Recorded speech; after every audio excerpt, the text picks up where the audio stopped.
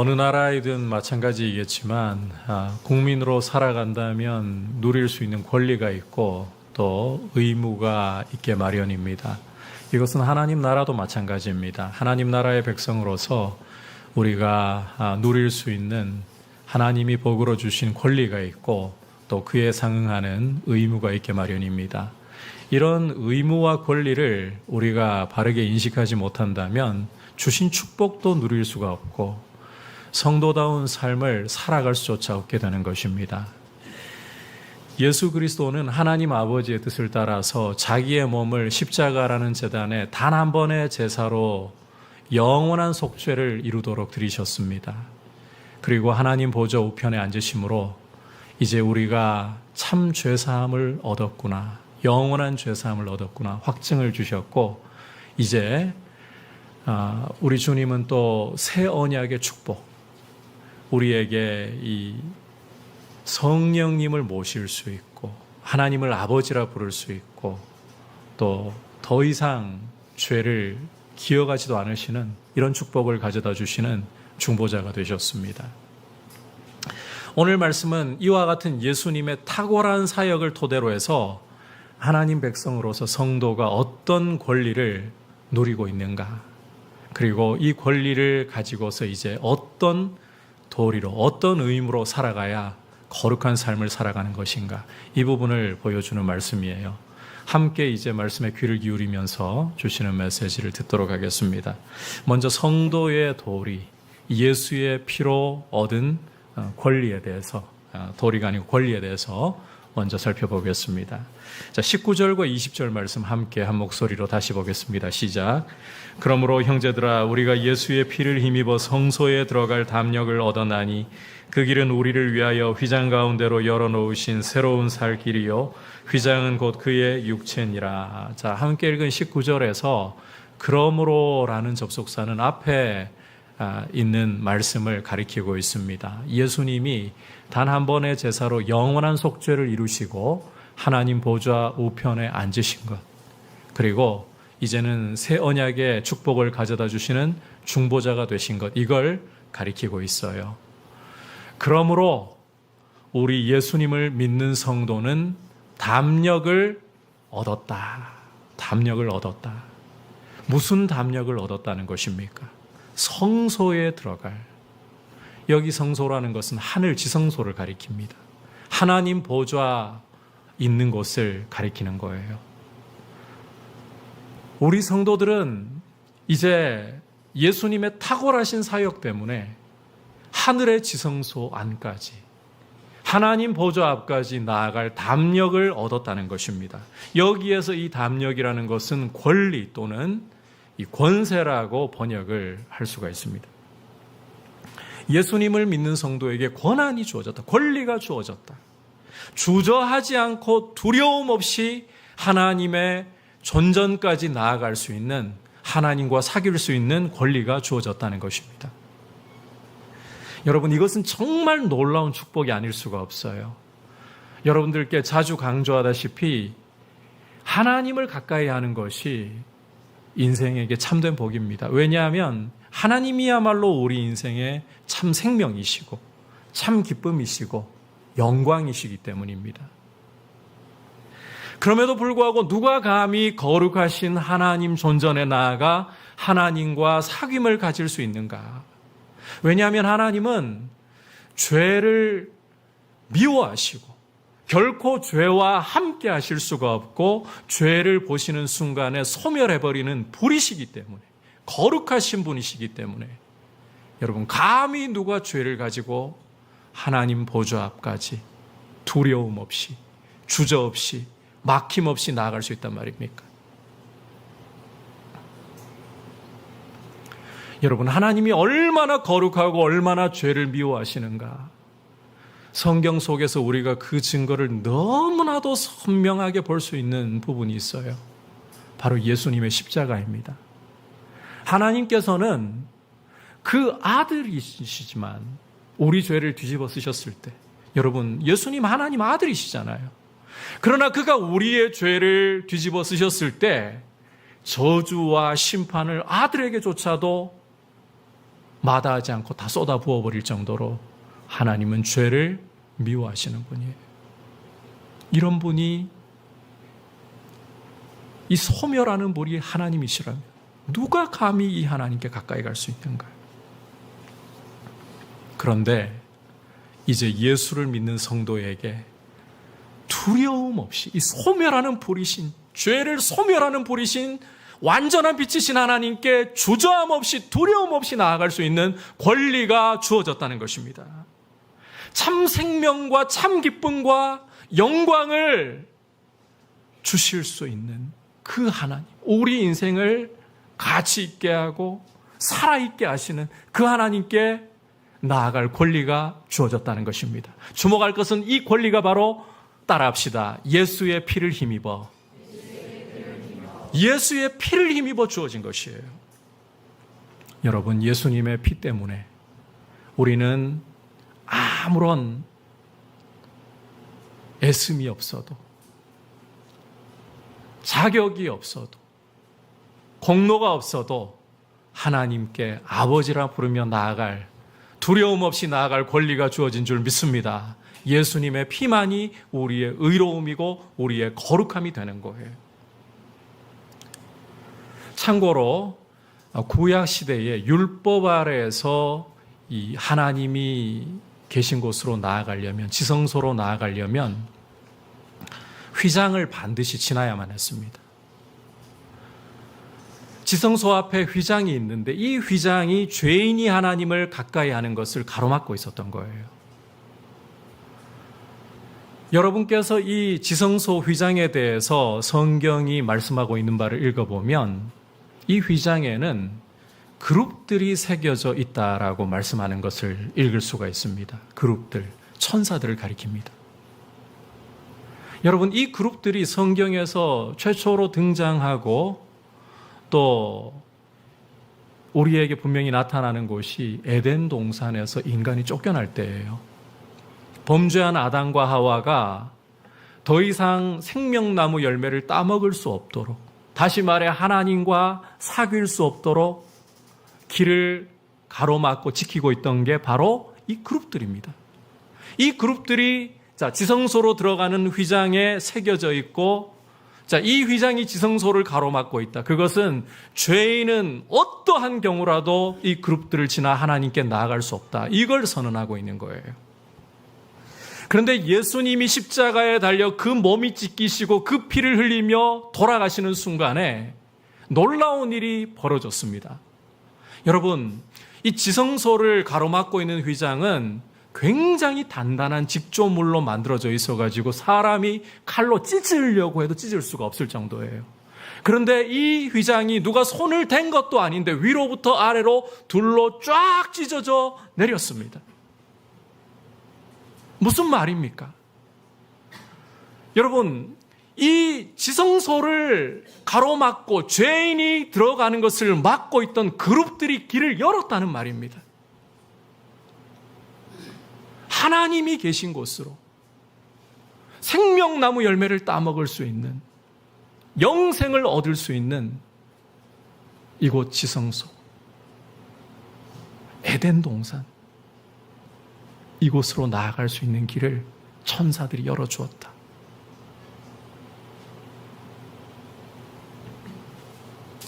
여러분께서 20절 끝부분을 보시면 휘장은 곧 그의 육체, 예수 그리스도의 육체라고 말씀하는데, 예수님의 몸 자체가 이 지성소를 가로막는 휘장이라는 뜻이 아니고 예수님의 몸이 찢기실 때 이 휘장이 찢어져 길이 열렸다, 이 이야기를 하고 있는 거예요. 여러분, 예수 그리스도께서 그 몸을 찢기시고 그 피를 흘리실 때 하나님께로 나아갈 수 없던 죄인이 이제는 두려움 없이, 주저함 없이 담대히 나아갈 수 있는 새로운 길이, 율법 아래서는 알 수 없던 새로운 길이 열렸습니다. 하나님과 사귈 수 있는, 생명나무 열매를 따먹을 수 있는 길이 열린 것입니다. 이 권리가 이제 예수 그리스도를 믿는 성도에게 주어졌다. 여러분, 이게 우리의 권리예요. 예수를 믿을 때 천사들조차도 이제는 막아설 수 없고 길을 열 수밖에 없습니다. 에덴 동산에서 쫓겨나 더 이상 생명나무 열매를 따먹을 수 없는, 하나님과 사귀며 더 이상 생명을 누릴 수 없던 죄인들이 이제 예수의 몸이 찢기심으로, 예수의 피가 쏟아짐으로써 길이 열리고 두려움 없이 담대히 나아가 이제는 하나님을 아버지라 부르며 그 생명, 그 기쁨, 그 영광을 누릴 수 있게 되었다는 거예요. 이게 성도에게 주신 권리예요. 이게 또 전부가 아니에요. 이제 예수님이 하늘 보좌 우편에서 어떤 일을 또 하고 계시느냐? 왕으로서 교회를, 당신의 백성을 다스리시는 일을 하고 계신다고 말씀합니다. 여기에서 또 주어지는 권리가 있어요. 함께 21절과 22절 전반부까지 말씀 보겠습니다. 시작. 또 하나님의 집 다스리는 큰 제사장이 계심에 우리가 마음의 뿌림을 받아 악한 양심으로부터 벗어나고 몸은 맑은 물로 씻음을 받았으니. 자, 여기에서 말씀하고 있는 하나님의 집이라는 것은 교회를 가리킵니다. 하나님의 백성을 가리킵니다. 부활 승천하셔서 하나님 보좌 우편에 앉아 계시는 예수님은 큰 제사장이실 뿐만 아니라 왕으로서 당신의 집을, 하나님의 집을, 교회를 다스리고 계시는 거예요. 예수님이 왕으로서 교회를 다스리시는 가장 중요한 그 통치의 모습은 교회를 교회답게 하시는 것입니다. 다시 말해 교회의 정결함이라는 거예요. 우리가 마음의 뿌림을 받아 악한 양심으로부터 벗어났다. 몸은 맑은 물로 씻음을 받았다. 여러분, 이게 정결함을 이야기하는 거잖아요. 예수님의 통치에, 예수님의 왕으로 다스리심에 중요한 그 역사가 바로 교회의 정결함이다. 말씀 좀 올려주세요. 이 마음의 뿌림을 받아가지고 양심이, 악한 양심이 깨끗하게 되었다는 것은 예수님의 피 뿌림을 통해 우리 속 사람이 깨끗해졌다는 거예요. 그리고 몸은 맑은 물로 씻었다는 것은 세례를 통해서 씻음 받았다, 이 말이에요. 예수님의 피 때문에 눈에 보이지 않는 우리 속 사람, 우리의 죽어있던 양심, 악한 행실로 죽어있던 양심이 깨끗하게 될 뿐만 아니라 이제 교회의 세례를 통해서 우리의 몸까지도 씻음 받은 증거를 얻게 되었다. 그래서 예수님의 보좌 우편에 앉아 계시는 그 모습은 교회를 다스리시는데 정결하게 다스리시고 깨끗하게 하셔서 두려움 없게 하시는 이 놀라운 권리를 우리에게 주는 것이다.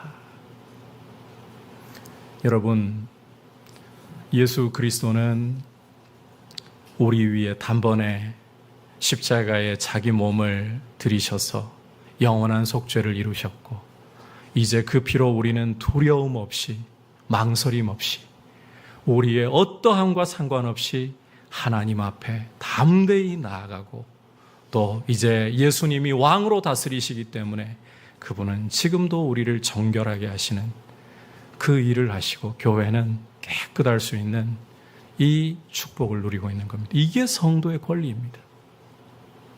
여러분, 이 권리를 여러분께서 마음에 잘 새기고 계셔야 되는 거예요. 교회가 교회다우려면 우리에게 주신 이 놀라운 축복, 이 놀라운 권리를 잃어버려서는 안 됩니다. 여러분, WCC라든지 이제 로잔 언약도, 세계 로잔 언약조차도 많이 변질이 되어가지고 주장하는 게 이 하나님의 선교라 그러면 이웃에게 봉사하는 쪽으로 가 있어요. 예수님의 십자가는 빠져버리고 이웃에게 봉사하는 거. 보기에는 좋습니다. 듣기에는 좋습니다. 그런데 십자가 없는 봉사, 마귀는 권장합니다, 여러분. 여러분, 예수의 십자가가 없어도요, 여러분이 이웃에게 봉사하고 이웃이 고맙다고 하고 밝게 웃는 모습 보면 여러분 보람 느끼지 않습니까? 얼마든지 그럴 수 있어요. 그걸 통해 내 만족감을 채울 수가 있어요. 마귀는 그런 일을 하라고 합니다. 그건 막지 않습니다. 오히려 권장합니다. 여러분, 봉사하고 섬기는 게 잘못된 이야기가 아니에요. 그건 열매로 반드시 나와야 돼요. 그런데 십자가가 빠져버리는 봉사와 섬김은 결국 어디로 향하는 겁니까? 내 마음의 만족을 향하고 있는 거 아닙니까?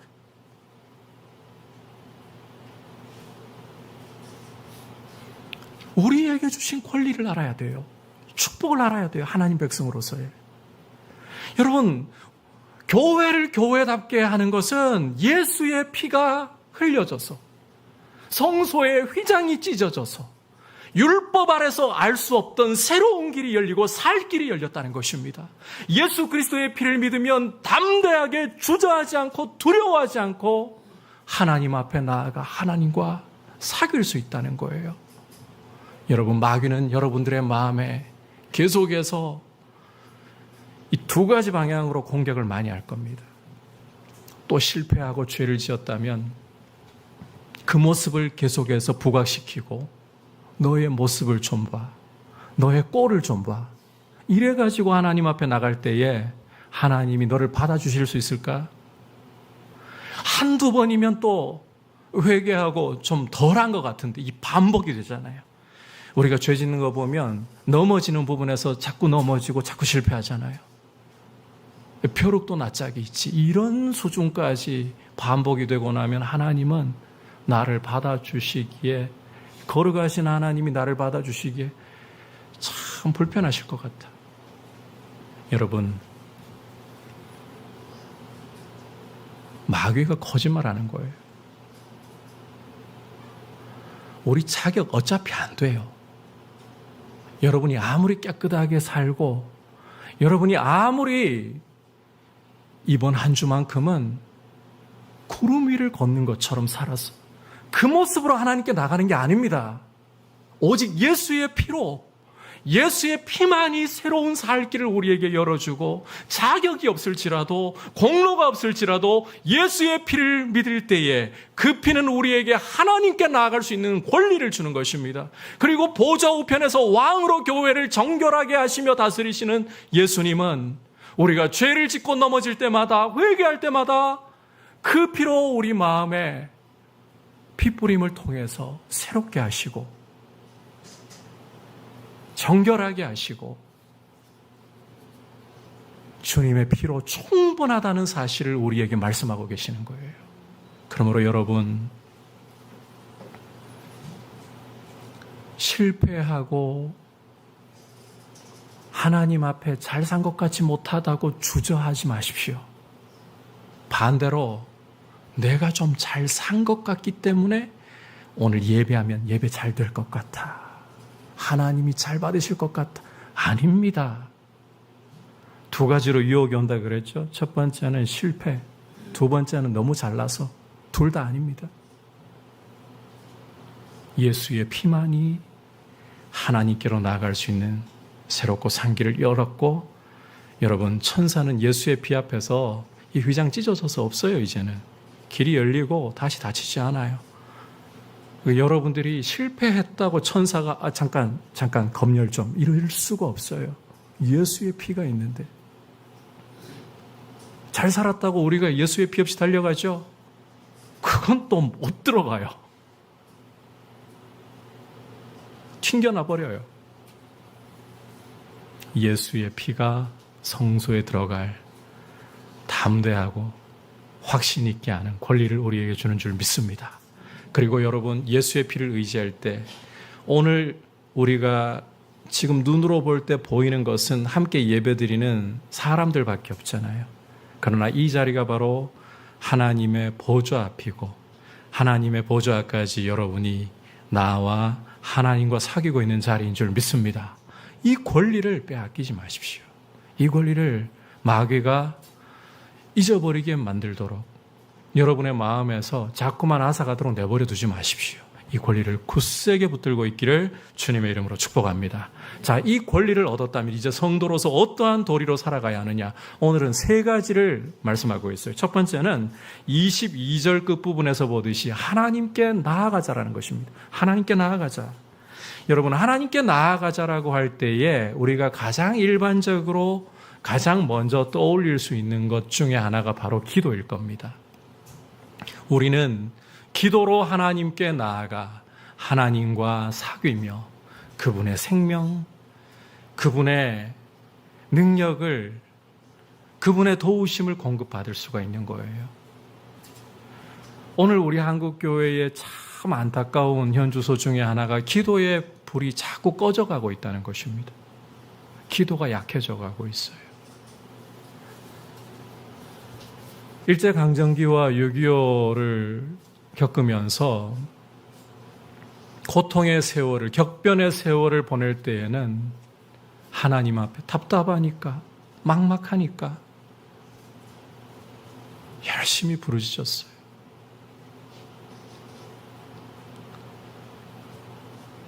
보릿고개에 있을 적에도 열심히 부르짖었어요. 너무 풍요롭고 잘 살게 되니까 요즘 밥 못 먹고 사는 사람 찾아보기 어려울 정도예요. 근데 기도는 약해지고 있어요.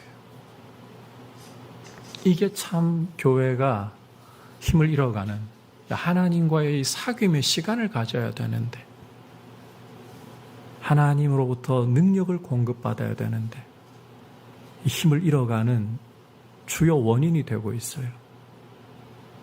그러나 여러분, 사무엘상 3장을 우리가 과거에 공부를 했잖아요.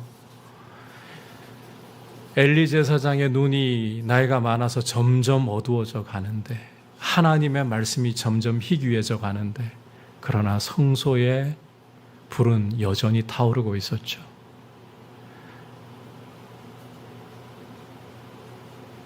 영적인 지도자가 눈이 어두워져 가고 있다. 하나님의 말씀이 희귀해져 가고 있다. 영적 지도자마저 타락함으로 인해서 하나님의 말씀조차 제대로 주어지지 않는 시대에도 성소에 하나님의 불이 꺼지지 않았다. 하나님이 어린 사무엘을 통해 다시금 영적인 불이 타오르게 하셨잖아요. 거룩한 빛이, 말씀의 빛이 비치게 하셨잖아요. 저는 기도하고 또 기대해 봅니다.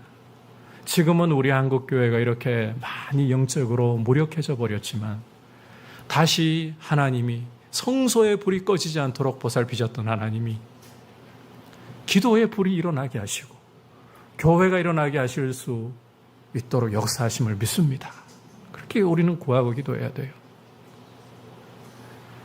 여러분, 하나님 앞에 가까이 나아가 기도로 그분께 긍휼하심을 얻고 때를 따라 돕는 은혜를 공급받음으로써 성도는 성도답게 예배의 삶을 살아갈 수가 있어요.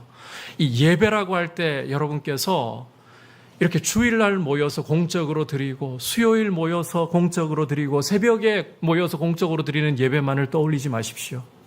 여러분, 물론 이렇게 함께 모여가지고 하나님을 찬송하고 말씀을 듣고 예배하는 이 부분이 정말 예배의 중요한 부분이에요.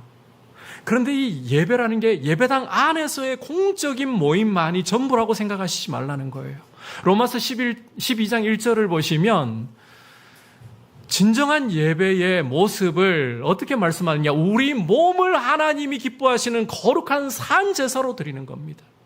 예배당 안에서 끝나버리면 진정한 예배가 아니에요.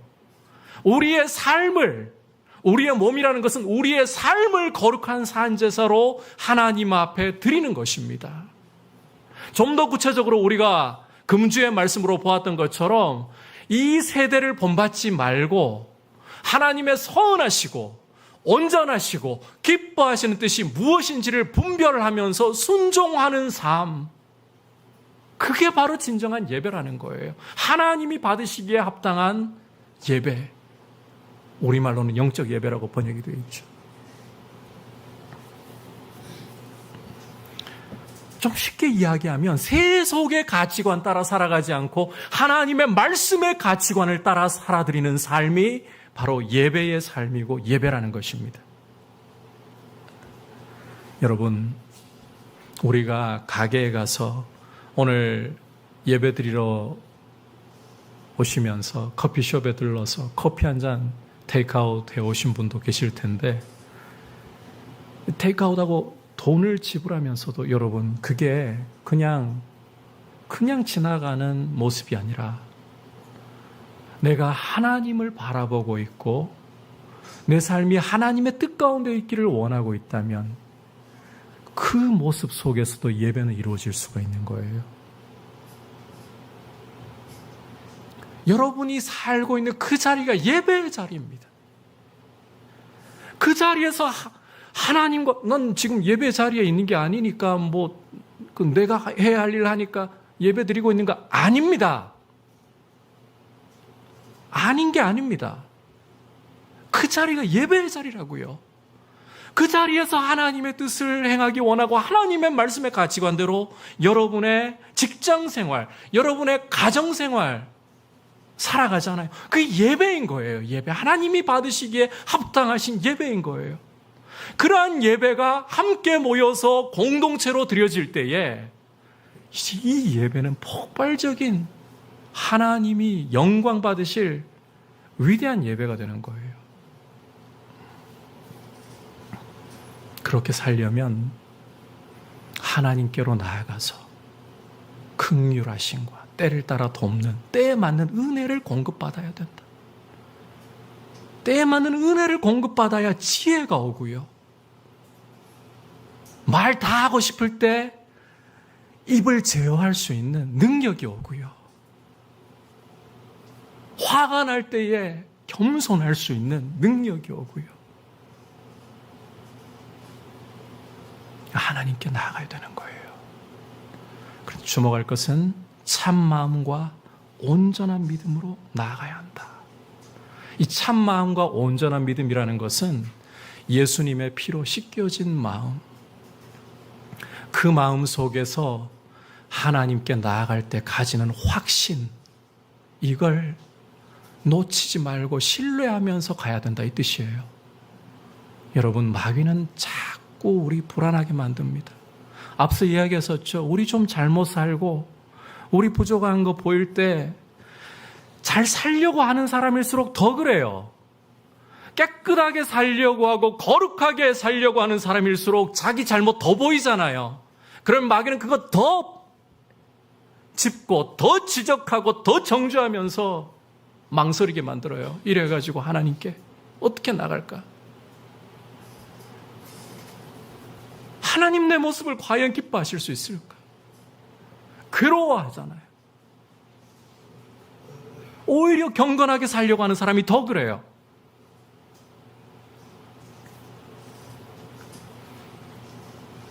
그런데 여러분, 우리 자격, 우리 실력으로 나가는 거 아니고 예수의 피로 정결하게 하셨다 했잖아요. 그걸 신뢰함으로써 나가야 된다는 겁니다. 참 마음과 온전한 믿음으로 나간다는 게. 하나님이 주신, 이미 그리스도의 피로 우리에게 주신 확신, 기쁨, 담대함 가지고 그 확신, 기쁨과 담대함을 주신 하나님을 신뢰하면서 나아간다는 거예요. 여러분의 어떠함을 곱씹으면서 나가는 게 아닙니다. 못난 것도 잘난 것도 주목하면서 나가는 게 아닙니다. 예수의 피 때문에 온 이 확신, 이 담대함, 이 기쁨을 가지고서 하나님이 나를 영접하심을 신뢰하면서 나가는 거예요. 그렇게 주저함 없이 나아가 하나님과 사귐을 통해 때에 맞는 은혜를 공급받고 예배자로 드리시기를 축복합니다.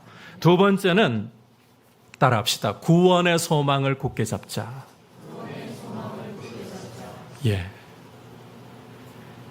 이제 예수의 피로 보좌 앞에 담대히 나아갈 이 권리를 가진 성도는 구원의 소망을 굳게 잡아야 합니다.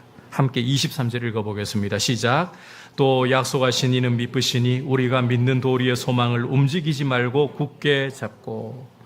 자, 여기에서 우리가 믿는 도리의 소망이라는 게 구원의 완성에 대한 소망이라는 거예요. 장차 우리 주님이 이 땅에 다시 오실 때 우리의 낮은 몸이 변하여서 영광의 부활의 몸이 될 것, 그리고 흔들 수 없고 진동하지 않는 영원한 하나님의 나라를 우리의 소유로, 기업으로 얻게 될 것, 이 기대를 움직이지 말고 굳게 잡으라는 것입니다. 여러분, 히브리서의 독자인 유대인 출신 그리스도인들은 박해 때문에, 예수 믿는다는 것 때문에 박해받으면서 흔들리고 있었습니다. 유대교로 돌아가려고 하는 유혹 속에 흔들리고 있었습니다. 예수 믿는다는 것 때문에 재산이 몰수를 당할까 봐, 사회적으로 불이익을 당할까 봐, 자칫 생명을 잃게 될까 봐 두려워하고 흔들리면서 유대교로 돌아갈까 계속 움직이고 있었습니다. 이런 이들에게 장차 올 소망을 움직이지 말고 흔들리지 말고 굳게 잡으라. 너희가 생명을 잃게 될까 봐 두렵고 떨리느냐? 주님이 다시 오실 때 부활의 몸으로 살아날 것이다. 너희의 재산이 강탈당하고 잃어버릴까 봐 두렵나?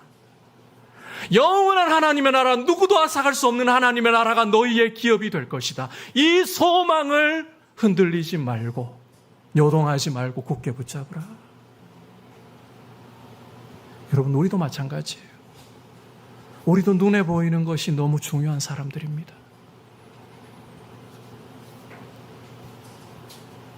영끌해서 대출을 해서 집을 사두었더니 집값이 오르면 다행인데 집값은 떨어지고 대출 금리는 오르고 주머니 사정은 점점 어려워지고 얇아져가고, 건강하게 살았으면 좋겠는데, 병원 신세 안 졌으면 좋겠는데 몸에는 자꾸 이상 신호가 찾아오고 건강은 악화되고, 그럴 때 여러분, 우리는 두렵습니다. 육체를 가지고 있는 연약한 우리의 모습은 두렵습니다. 염려가 우리의 마음을 짓누릅니다. 맞아요. 그거 부인할 수 없어요. 제가 여러분께 이 말씀을 드리는 것은 저도 몸이, 여러분, 감기만 와도 참 약해지는 제 몸 볼 때예요. 더 큰 병이 올 때 왜 염려 안 오겠어요? 왜 걱정 안 되겠어요? 됩니다, 저도. 이 말씀 드리면서 저도 됩니다.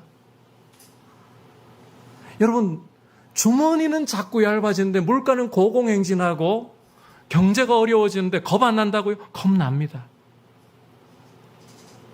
그런데 이 염려와 이 두려움을 그냥 내버려 두고 우리 마음을 잠식하게 하는 것이 아니라, 오히려 여러분, 이 몸이, 이 낮은 몸이 주님 오실 날에는 영원한 부활의 몸으로 우리 주님의 몸처럼 변화될 것이다. 그리고 비록 내가 가진 것이 지금은 남들보다 나를 더 편하게, 부유하게 만들어주지는 못할지라도 장차 나에게는 하나님의 나라라는 흔들 수 없는, 진동하지 않는 기업을 나에게 주실 것이다. 이걸로 바꿔야 된다는 거예요. 이 소망을 움직이지 말고 굳게 붙잡아야 된다는 거예요. 우리 젊은이들 일자리 때문에 걱정 많죠. 졸업을 해도 제대로 좀 된 일자리를 얻을 수 있을까? 여러분, 그 염려가 여러분을 잠식하게 하지 말고 여러분의 자리에서 최선 다하면서 장차 주 오실 날에, 지금은 진로 때문에 걱정하고, 지금은 가진 것 때문에 걱정하고 있지만 주님의 그 영광의 나라가 나의 것이 될 것이다. 이 소망으로 자꾸 바꾸라는 거예요. 여러분, 우리가 이 소망을 가질 수 있는 중요한 이유가 있어요. 약속하신 이가 미쁘시다는 겁니다. 약속하신 이가 미쁘시다는 거. 23절 좀 올려봐 주시겠어요? 23절. 약속하신 이는 미쁘시니, 이 무슨 말씀인가 하면, 미쁘다는 말은 참되고 진실하고 변함없다는 뜻이에요. 우리에게 부활과 저 영원한 하나님의 나라를 약속하신 하나님은 변하실 수 없는 분이고 참되신 분이시고 진실하신 분이시다. 여러분, 천지는 없어져도 하나님의 약속은 변하지 않습니다. 하나님의 이 신실하심, 이 참되심은 저 하늘보다도 높고 저 시면의 바다보다도 깊고 견고하고 누구도 흔들 수 없는 산보다도 더 확실하신 것입니다.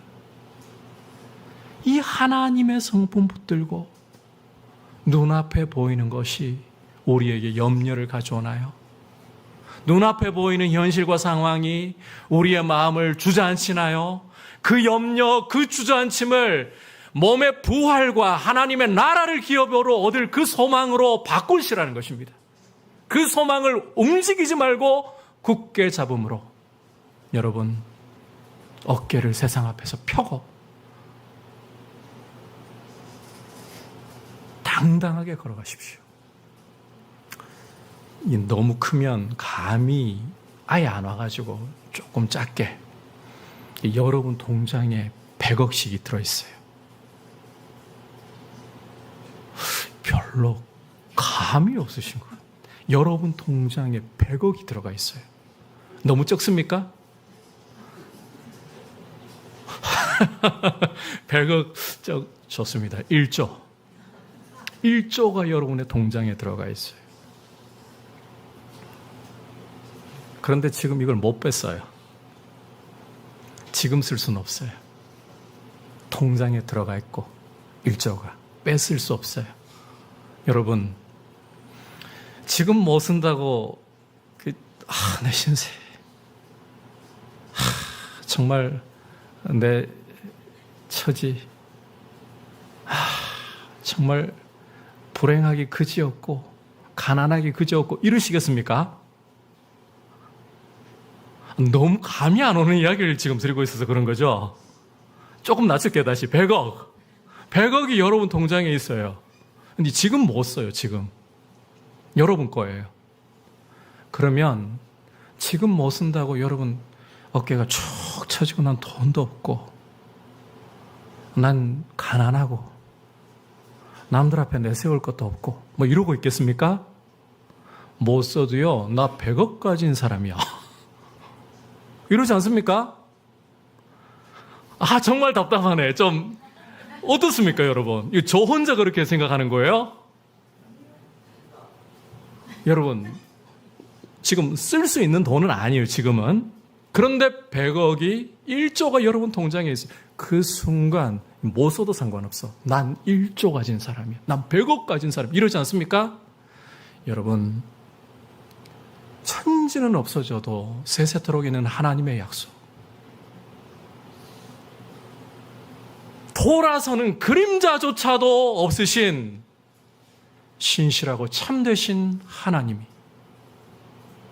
장차 우리 몸의 부활을 보증하시고 영원히 진동하지 않는 하나님의 나라를 우리의 소유로, 우리의 기업으로 약속하셨습니다. 여러분, 남들 가진 집 한 칸 없다고 해서, 남들이 가진 만큼 소유가 없다고 해서 없는 것입니까? 이 소망 흔들리지 말고 굳게 잡고, 여러분, 사람들이 눈에 보이는 거, 그건 눈에 보이는 거 잠깐이라니까요. 그것 가지고 여러분 주눅들게 하려고 뭐 집 자랑합니까? 그래, 많이 자랑해라. 나 하나님의 나라가 내 거야. 평소 한번 재볼까 하십시오. 건강 자랑합니까? 나는 부활의 몸을 입을 거야 라고 자랑하십시오. 오히려 그들이 부러워하게 하십시오. 여러분의 소망을 굳게 붙드는 모습으로. 마지막 세 번째로, 성도의 도리는 사랑과 선행을 격려하자는 거예요. 사랑과 선행을 격려하자. 24절, 25절 읽어보겠습니다. 시작. 서로 돌아보아 사랑과 선행을 격려하며 모이기를 패하는 어떤 사람들의 습관과 같이 하지 말고 오직 권하여 그날이 가까움을 볼수록 더욱 그리하자. 여러분, 예수의 보혈로 하나님 보좌 앞에 담대히 나아갈 담력을 얻은, 권리를 얻은 성도들은 이제 서로 돌아보아서 사랑과 선행을 격려해야 한다.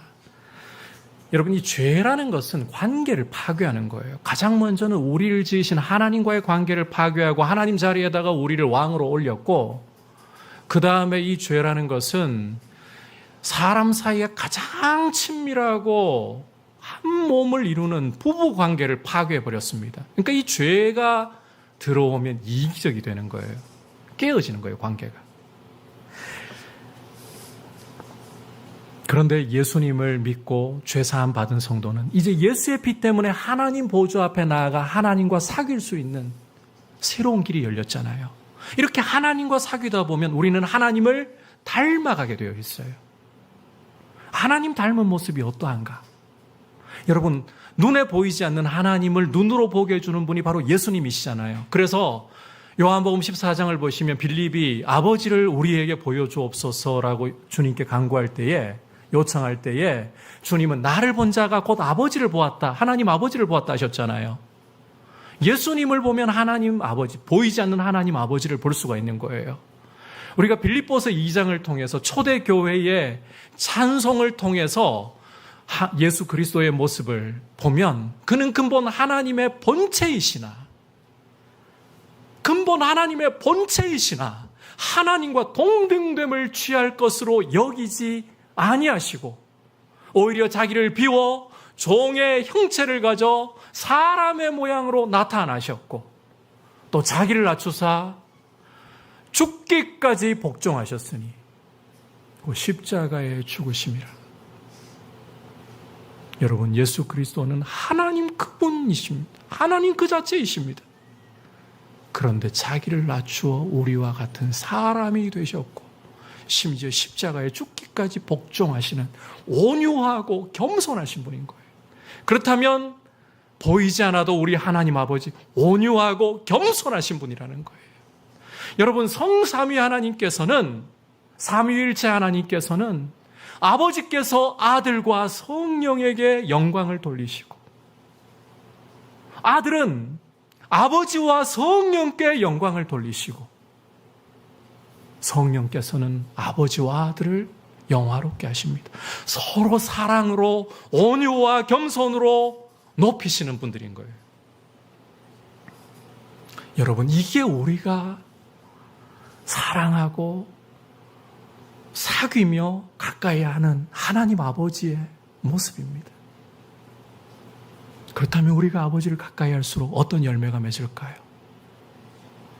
서로 사랑하고 격려하는, 무엇을? 선행을 격려하는 모습으로 열매를 맺어야 한다는 겁니다.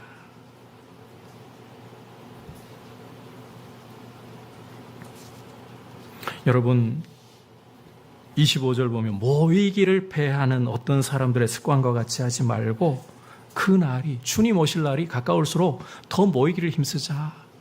이건 그냥 교회에 사람 끌어모으자 이 말이 아닙니다. 하나님을 닮아가다 보면 서로 사랑하는 모습으로, 교회가 서로를 격려하는 모습으로 함께하지 않을 수가 없다는 거예요. 공동체, 거룩한 공동체의 모습을 이야기하는 거예요. 여러분, 사람 많이 끌어놓는다고 교회 아닙니다. 이단, 요즘에 사람 더 많이 끌어모읍니다. 돈 더 많이 끌어모읍니다. 이단을 교회라고 합니까, 우리가?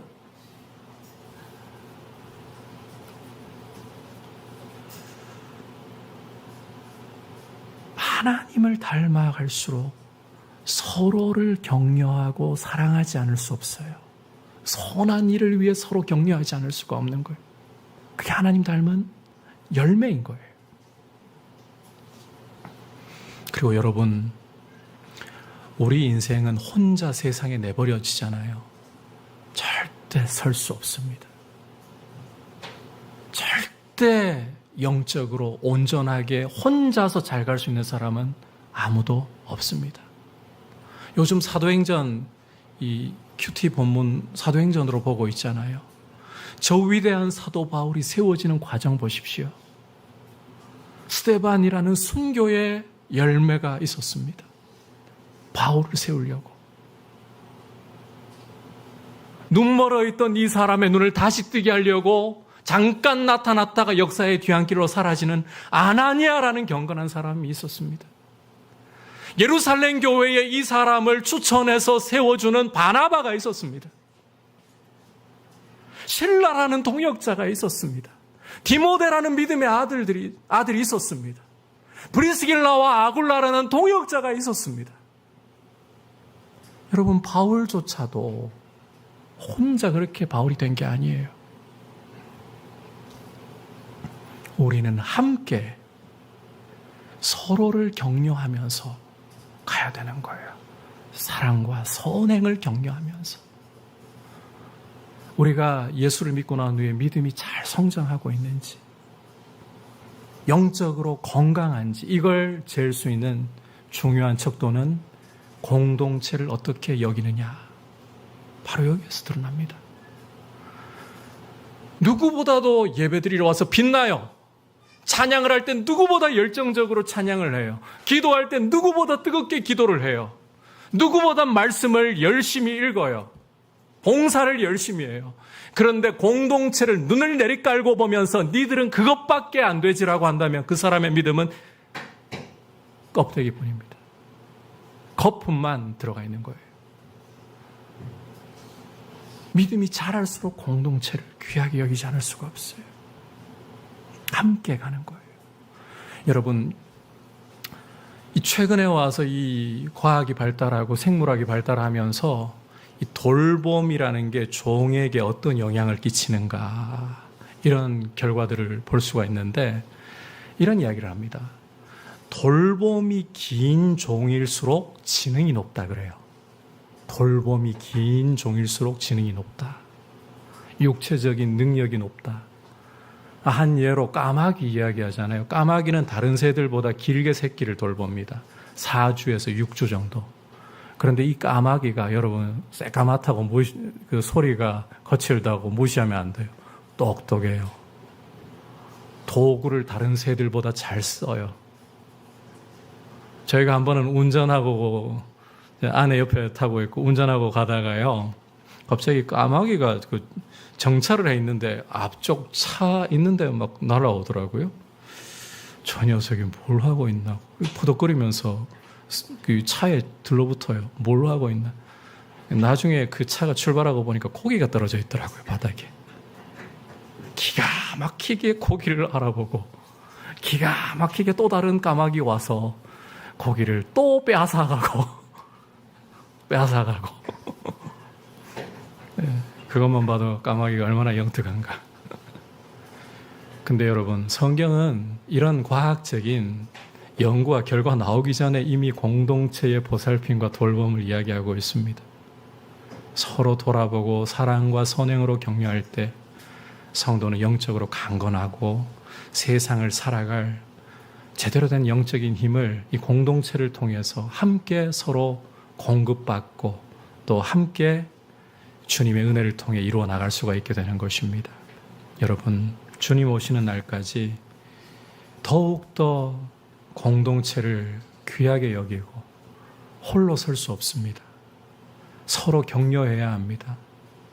여러분, 저 위대한 사도 바울도 로마서 1장에서 내가 너희 보기를 원하는 것은 너희에게 무슨 신령한 은사를 나누어 주고자 함이니, 그 다음에 그걸로 끝나는 게 아니고 또 하는 말이, 이는 너희 믿음을 통해서 나 또한 안위를 받고자 합니다. 대사도조차도 일방적으로 줄 수 있다고 말하지 않습니다. 너희 때문에 나도 믿음이 격려받고 안위받는다. 서로 주고받는 것입니다. 이런 모습으로 우리가 서나가기를 원합니다. 여러분, 성도에도 우리 세 가지, 첫 번째 뭐라 했나요? 하나님께 나아가자. 어떤 마음으로? 참 마음, 온전한 믿음. 그러니까 없는 걸 여러분들이 만들어내고 짜내서가 아니라 예수님이 이미 십자가에 피로 주신 그 확신, 그 담대함, 그 기쁨 가지고 여러분이 아무리 부족해도 예수의 피를 의지하면 담대히 나아갈 수 있다. 여러분이 아무리 잘나도 그거 자랑할 거 없다. 오직 예수의 피로 담대히. 두 번째 돌이 뭐라 그랬습니까? 우리의 구원의 완성의 소망. 우리 몸이 장차 예수님처럼 낮은 몸이 부활의 몸으로 바뀌고 하나님의 나라를 기업으로 얻을 그 소망을 굳게 붙들자. 흔들리지 말고 붙들자. 그래야 세상 앞에 주눅들지 않아요. 마지막으로 사랑과 선행으로 서로 격려하자. 거룩한 공동체로 가자.